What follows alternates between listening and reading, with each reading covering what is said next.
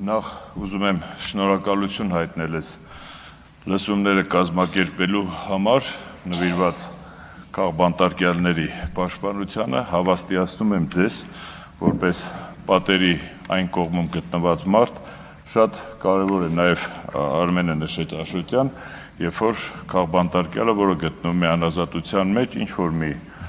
լրատվության, ինչ-որ մի ֆորմատով տեսնում է, որ իր մասին հիշում են, և մենք չպիտի մոռանանք, որ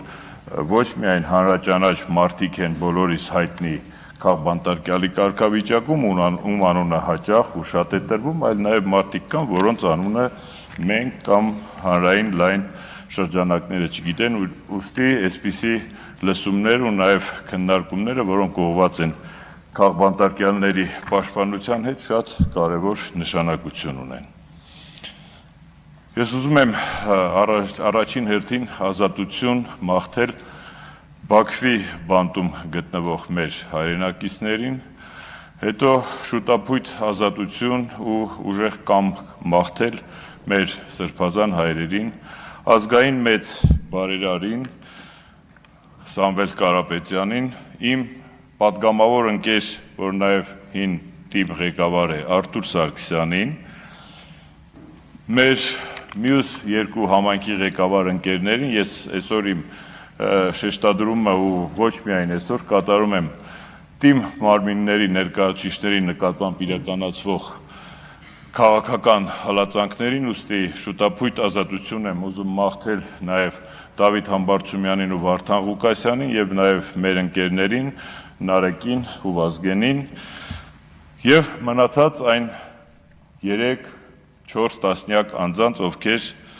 գտնվում են անազատության վայրերում։ Հարգելիներս, ես իմ կյանքի որևէ էտապում, որևէ իմ գործունեության ոլորտում երբեք չէի մտածել, որ նմանատիպ մի ամբիոնում ես ելույթ կունենամ որպես քաղաքական հալածանքների ենթարկված կամ բանտարկված անձ, որը 2 տարի 7 ամիս անց է կացրել ազատազրկման վայրում և դեռ իմ նկատմամբ և իմ նման մի շարք մարդկանց նկատմամբ հալածանքները շարունակվում են և այդ հալածանքների վերջը չի էլ երևում։ Բայց այսօր ես նաև այստեղ եմ որպես մի մարդ, որը անձամբ իր մաշկի վրա թե ֆիզիկապես, թե հոգեպես զգացել է այդ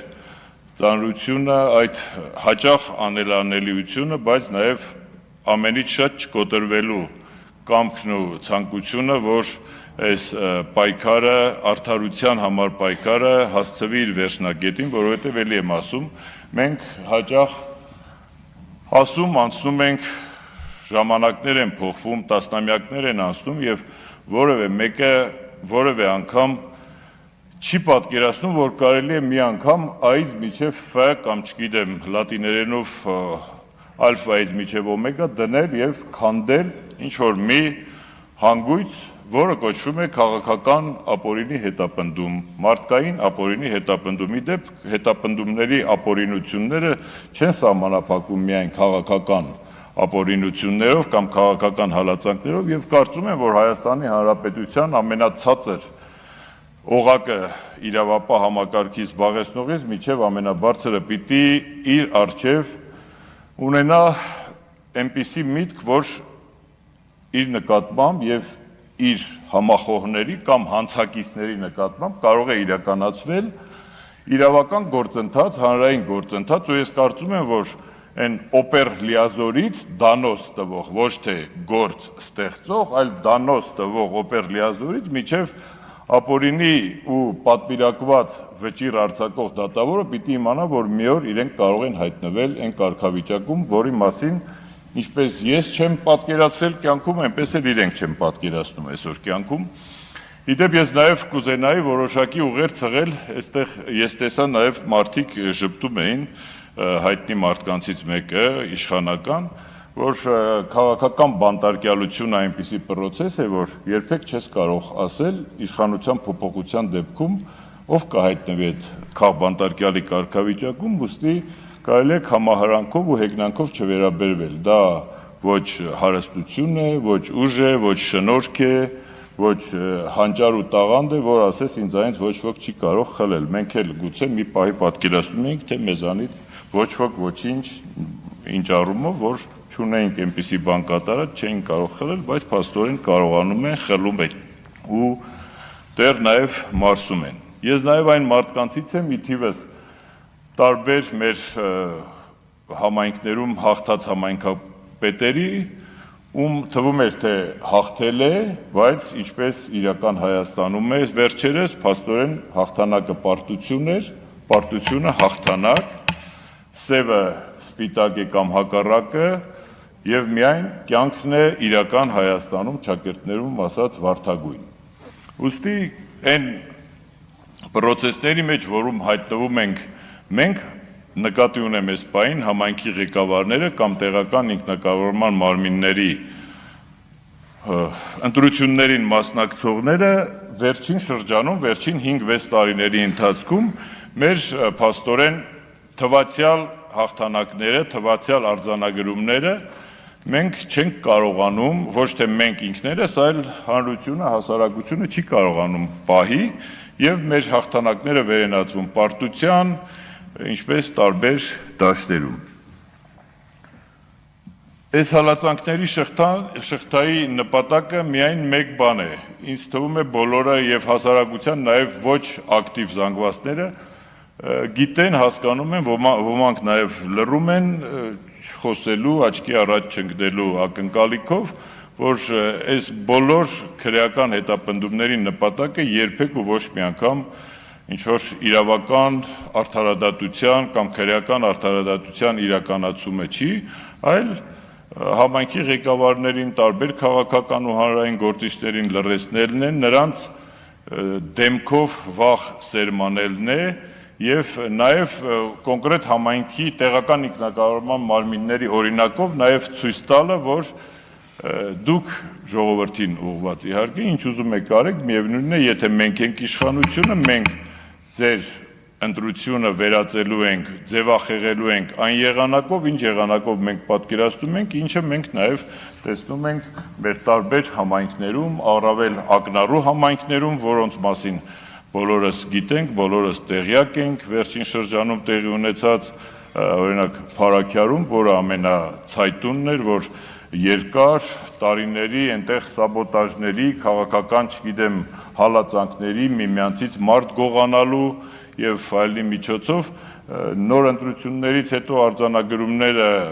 նաեւ դուրս չեկան որոշ շրջանակների եւ այդ բարոյահոգեբանական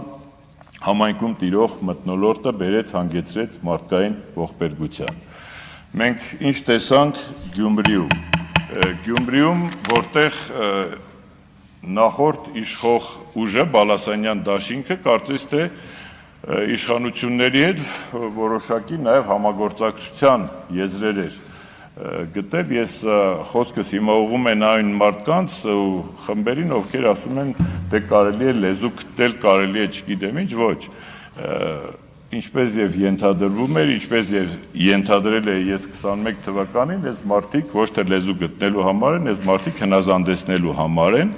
եւ որ պահին, որ իրենք հասկանում են, որ հնազանդության իրենց պատկերացրած սահմանները խախտվել են, այդ դեպքում արդեն որևէ պայմանավորվածություն չի գործում, ուստի ավելի լավ է չպայմանավորվել եւ հանգիստ խղճով կներեք կամ գնալ նստել կամ չգիտեմ ինչ լինել, բայց չպայմանավորվել երբեք։ Մասիսի համայնքապետի հետ տեղի ունեցած վերջին իրադարձությունն այնտեղ բնականաբար ավականու միջև ուժերի հարաբերակցությունը այնպիսին էր, որ դժվար է այնտեղ այդ քաղաքական բնույթի խաղեր կազմակերպել եւ կազմակերպվեց քրեական եւ դատական պատժաչափի այնպիսի անհամաչափ տարբերակ, որոնց մասին կարծում եմ նաեւ իրավաբանները այստեղ կխոսեն, ես իմացա, որ երբևէ որևէ մեկի նկատմամբ վերջին գոնե 5-6 տարիների ընթացքում չի կիրառվել ու նաև գիտենք, որ եթե նույնիսկ 3 ամիս պակաս լիներ պատժաչափը, ապա Դավիթ Համբարձումյանի նկատմամբ կիրառվեր մեղմացնող երևույթներ։ Լավ, չեմ ուզում չարաշահել, ուզում եմ ժամկետի մեջ մտնենք։ Հա, էլի։ Հաստաբաններ կան, որ պետք է գնան դատի հիմա հենց մեր սրբազանների մոտ։ Լավ, ուրեմն այսքանը ես ավելի շատ շեշտադրում եմ տեղական ինքնարակառնման մարմինների մեր ընկերներին էր ուղղված ու նրանց պաշտպանությանը, ես ուզում եմ, որ իրենք շուտապույտ ազատության մեջ հայտնվեն եւ մյուս այն համայնքի ղեկավարներն էլ, ովքեր որ դեռևս կարկավում են ու մտածում են, որ իրենց էլ հերթը կհասնի, իրենք թող իրենց տեղերում պին մնան, մենք էլի պայքարելու ենք